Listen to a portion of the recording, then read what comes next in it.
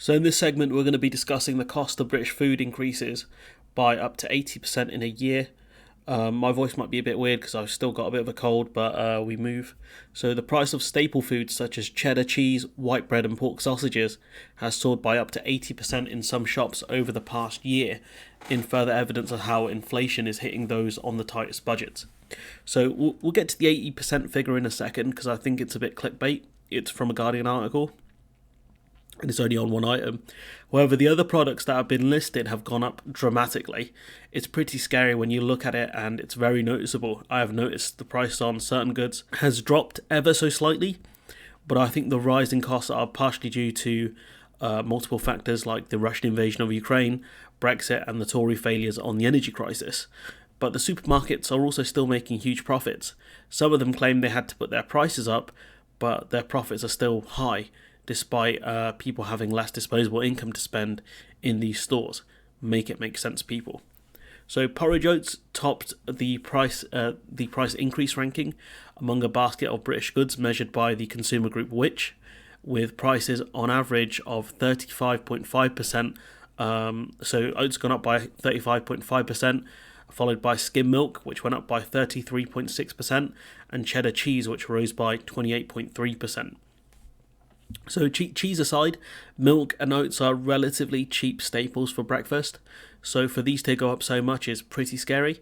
And as a person who eats cereal most days, I can tell you that the increased cost of milk is very noticeable. I think for the average person, we should be able to see it for the most part. I think most people can. An 180 gram pack of Dragon cheddar cheese in Asda was priced at 80% higher than last year before putting it on top of the study's inflationary list for increased product lines. The same retailer's own label cheddar sticks were up just under 79%, as does budget-friendly Essentials pork sausages were up by 73%. A similar increase to Tesco's Woodside Farm Best Value pork sausages. So you can see where they got the 80% figure from. It's from a specific product, but I think when you look at it across the board, it's very scary. I think the own label stuff has gone up more because generally they're cheaper from the jump, so they're more susceptible to supply chain shocks. They trade more in volume, I think, rather than bigger profit margins. Price is one way to give consumer more choice and for the shop to also make more money. Also the mentioned profiteering. But let's look at some numbers. So we're going to look at two different sets. So we've got the Which numbers here, and then we're going to look at the some of the ONS numbers. So the price of porridge oats has risen 35% in the last year.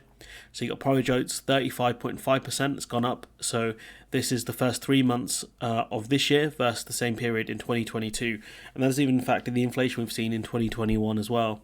So you got porridge oats, cheddar cheese, butter's gone up by 23.2.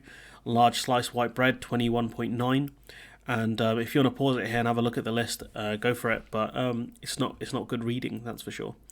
So wild numbers. Bananas being so low is surprising given they're imported from South America typically.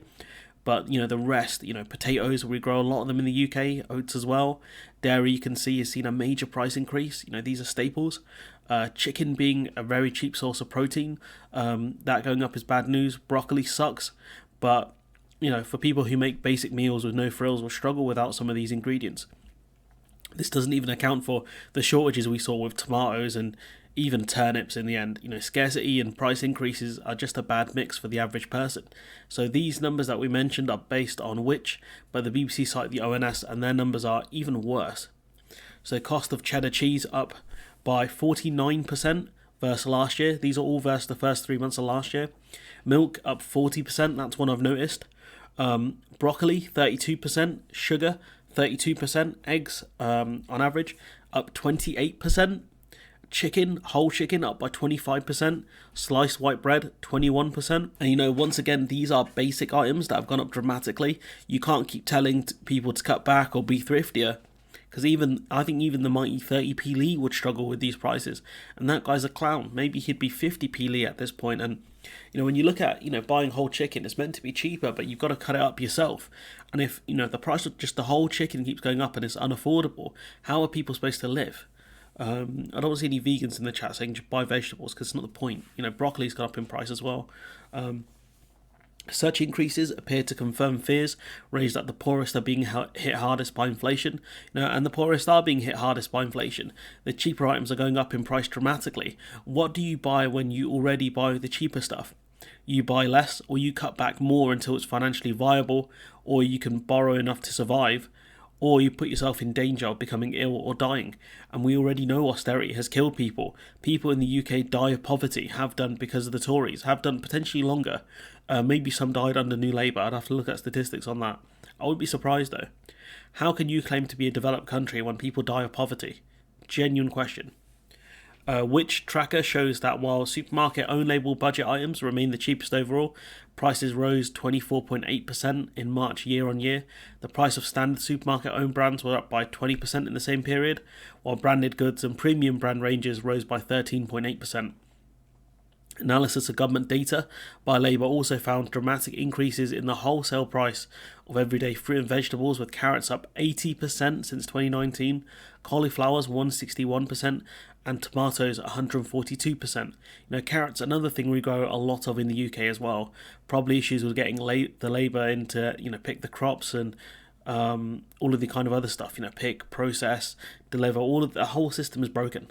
The whole system is broken. A lot has happened since 2019 in fairness, but I would love to see how these numbers compare to other European states. I would love it. If you know where to find those sorts of numbers, please let me know. I'll happily look at them, because it's not good here. That's the problem.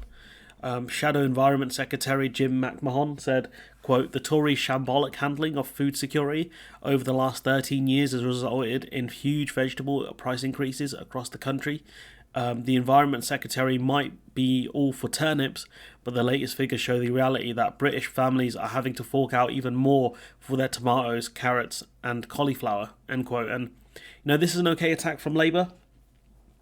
We know that the UK is very reliant on seasonal workers to pick, process and deliver crops, so the Tories, knowing this, still pushed Brexit and broke the system. The visa system for seasonal workers is a mess because workers cannot switch between farms, so it makes it financially unviable because of the cost of getting here, cost of flights and the fees they have to pay. The Tories failed to support farms with the crazy energy and fertiliser costs, getting rid of the common agricultural policy payments and making it harder and more expensive to get the input products they need. It's just a bad mix. Rising energy costs with little government help makes the greenhouse model of mass farming unviable as well. That's one of the reasons why we've had pepper shortages, because these greenhouses that could grow them earlier on in the year just couldn't produce any, or wouldn't produce any. Also, making the farmers' export market harder to sell to via the Brexit red tape is not helping either. Limiting the market as to what they can sell and how many buyers they have. So Brexit, for the most part, I think, in my opinion, Russia too, plus the energy costs. But everyone is dealing with 2 out of the 3. Everyone has had to deal with the Russian invasion of Ukraine and the energy crisis. Apart from France, it might be the only outlier there because they own so much of their own energy producers. But I think, Brexit is the main issue here. Jim could have mentioned how Labour will resolve some of the issues by getting dynamic alignment with the EU would help a bit, but the other Brexit-related issues like staff, Labour would not deal with, nor have they talked about the subsidies. So not great. The dynamic alignment would help a lot if Labour are committed to that, but they flip-flop a lot on policies and they don't seem to have a solution on this either. It's very complicated supply chain stuff, and Labour are kind of lost, at least not as lost as the Tories though, but that's not saying a lot. The war in Ukraine has driven up prices around the world, but the UK has faced other problems on top of this, from Brexit red tape to labour shortages. This year in particular, the so-called bad weather abroad led to shortages of some vegetables, despite the fact that we did not see those shortages in other parts of Europe. A shortage made worse by UK farmers producing less. And if we look at the inflation numbers here, inflation in the UK, the highest in the G7 by some margin, and this is from Lewis Goodall, who's citing the different statistics. The UK at 10.1%, I think CPI inflation. You've got France 6.6, Germany 7.8, the US 5.3, Italy 8.1, Canada 4.3, and Japan 3.3. But Japan's they're economically, some of their figures are weird. Like they deal with a different kind of problem. Here you can see the UK's inflation rate. I can't speak to how the other countries calculate their inflation figures, kind of what their basket of goods is and things like that. But given all we have said about food, and when you factor in energy price increases, how are our figures only at 10.1%? And with the UK still having high inflation earlier on in the year, I can't see it dropping dramatically anytime soon. Other countries are adjusting better because they did not leave their huge trading blocs. The US, for example, didn't leave NAFTA, even though the UK leaving the EU is more kind of comparable to, say, I don't know, New York or California leaving the United States, seceding. UK farmers have also argued that supermarkets are not paying a fair price for their produce, something that supermarkets deny. And I have seen stories of supermarkets refusing to pay the increased costs for fruits and vegetables due to the way the contracts are set up, maybe down to the fear of having to pay increased prices for long term and then being at a competitive disadvantage versus other supermarkets. At least that's a theory, my theory. So probably not great. But I saw some of the supermarkets, or some of the market traders and independent shops have had tomatoes and peppers consistently, but they were way overpriced, like £4 for a kilo of tomatoes. Really poor looking quality wise as well. I'm not paying £4 for a kilo of tomatoes. We did not see these shortages elsewhere in Europe, not even in war-torn Ukraine. So it does lead me to it does. There's a lot of nuance in this conversation. It's not just Brexit that's causing the tomato shortages in London, in Great Britain, but clearly something else going on here. But I think Brexit's played a big factor in it. But anyways, let me know what you think in the comments below, because the situation in the UK sucks. I mean, the inflation figures alone are pretty difficult to read. We're 2% above Italy, which is the highest inflation in the G7 outside of the UK. 2% is very high. But anyways, I'm going to leave it there. Let me know what you think in the comments below. Like, comment, share, subscribe. Support the channel on Patreon if you can. And yeah, it's nice to be back.